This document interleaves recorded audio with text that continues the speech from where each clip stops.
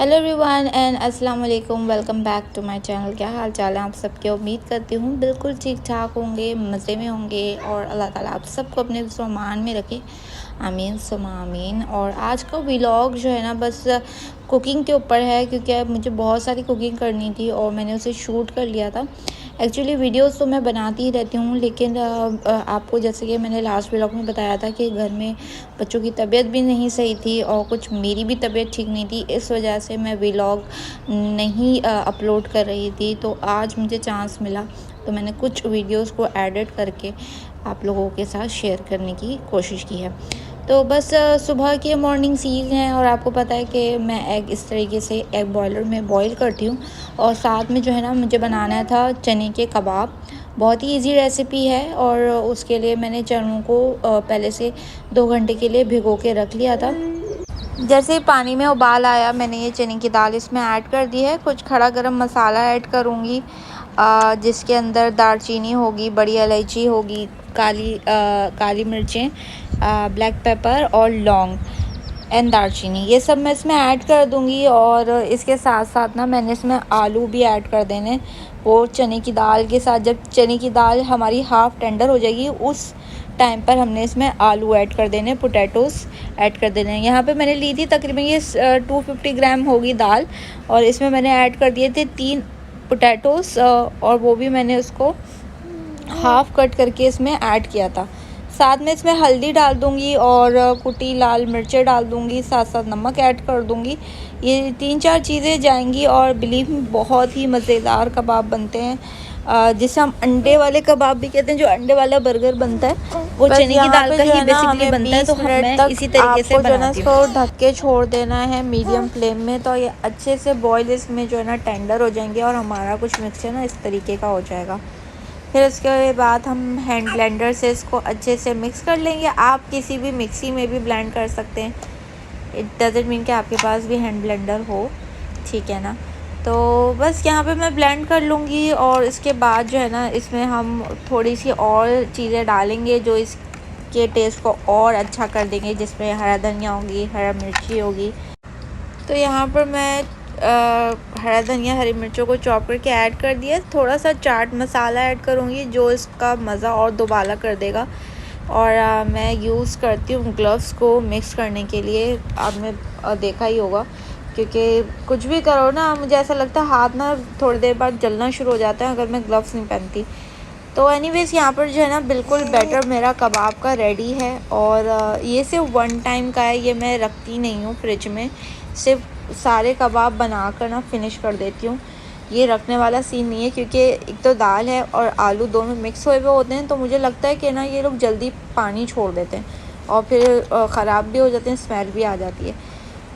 यहाँ पे देखिए मैं बना रही हूँ इसके साथ चटनी, हरा धनिया, पुदीना, और यहाँ पे मैंने तिल ऐड कर दिया है और लहसुन, और यहाँ पे मैं इमली का पल्प ऐड कर दूँगी, ज़ीरा ऐड कर दिया है और नमक ऐड करके इसको तैयार कर दूँगी। और साथ साथ जो है ना मेरा गार्लिक पेस्ट भी ख़त्म हो गया था, अदरक लहसुन का पेस्ट, वो भी मुझे करना था। तो बस जुम्मे की तैयारी भी कर ली थी हम लोगों ने। एंड जैसे कि आपको मैंने बताया था कि मैं अपने बेटे के साथ नमाज़ पढ़ती हूँ। हस्बैंड तो ऑफिस जा चुके होते हैं और दुबई में जो है ना वो थोड़ा सा एक मुझे लगता है ये अच्छी चीज़ नहीं हुई है कि फ्राइडे जो है ना वो ख़त्म हो गया। यहाँ पे अब ऑफ़ नहीं होता, बहुत सारी जगहों पे हाफ़ डे होता है, लेकिन मेरे हब्बी का हाफ़ डे नहीं होता, तो बस फुल डे होता है। और फिर मुझे नमाज़ ना अपने बेटे के साथ, और तो वो कोई इतना बड़ा नहीं है, 7-8 ईयर्स का नहीं है, वो 6 ईयर्स का है, लेकिन माशाल्लाह वो नमाज़ मेरे साथ पढ़ता है। एंड ये है मेरा फ्राइडे का आउटफिट।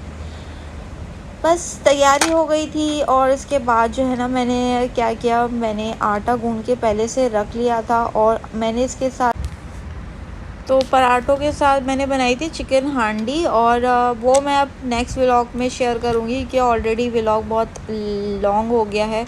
और मुझे तो लगता है कि यूट्यूब जो है ना बड़े यूट्यूबर्स को ज़्यादा सपोर्ट करता है as compare to small youtubers, जिनमें मैं भी शामिल हूँ।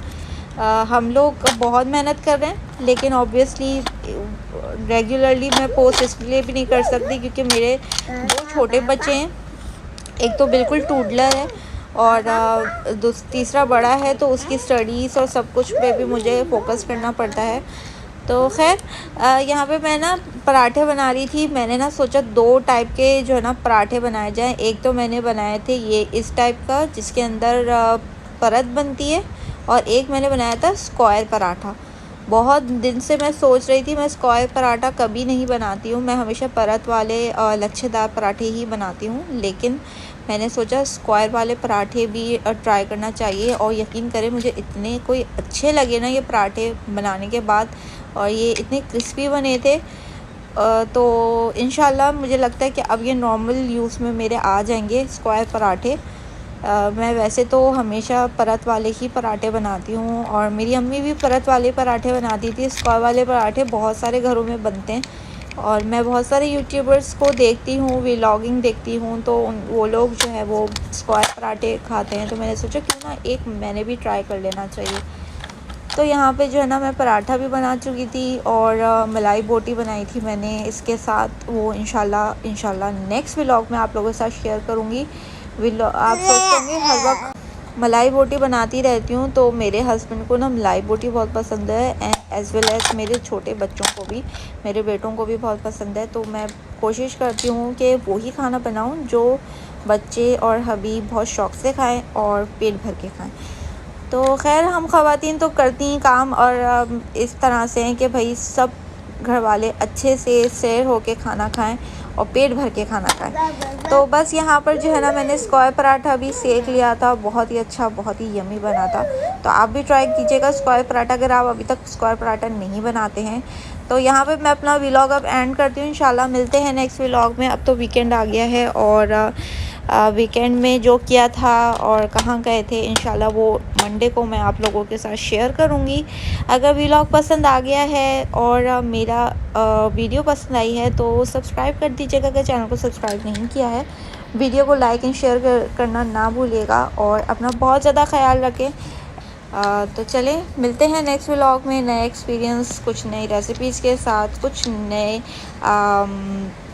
कंटेंट के साथ। अल्लाह हाफ़िज़।